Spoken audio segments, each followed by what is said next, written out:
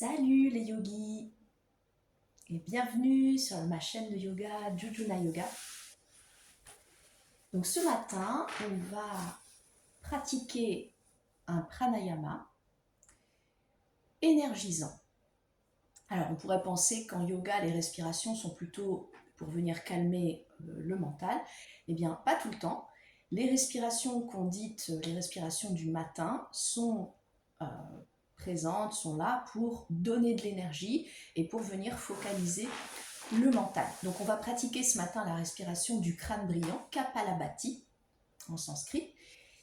Alors cette respiration, elle consiste à placer les mains sur les genoux, grandir le dos sur la position de départ du corps. Vous êtes en posture de Sukhasana, le tailleur, ou bien sur les genoux, voire même assis sur une chaise si ni l'une ni l'autre des postures précédentes ne vous convient.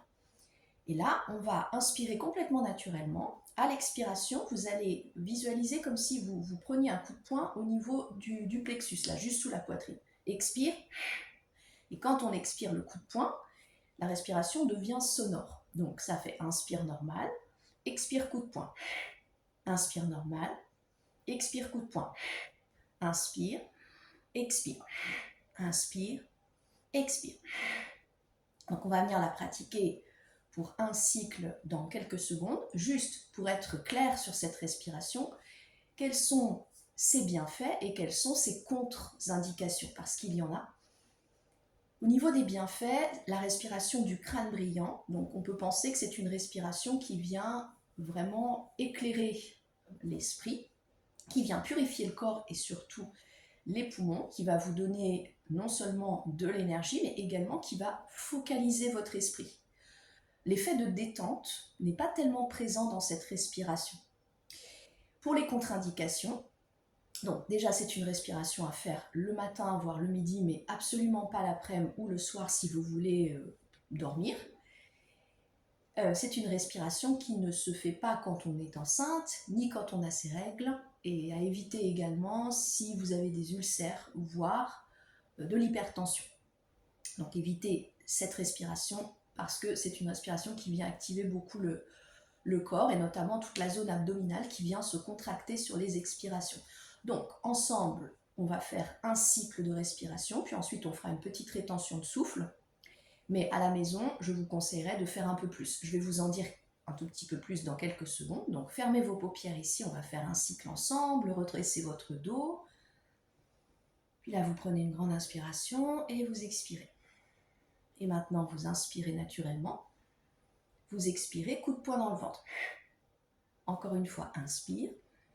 Expire, coup de poing. Inspire. Expire, forcé.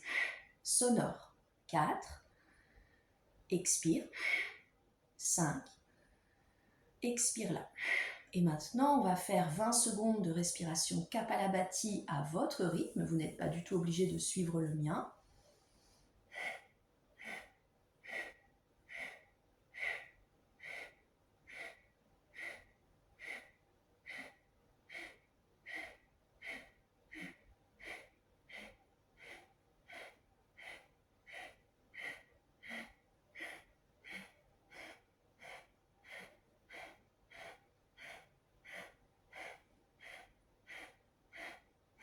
Et expirez complètement.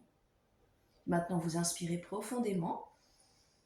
Par les deux narines, vous expirez par les deux narines. Vous réinspirez ici aux 3/4 de vos poumons.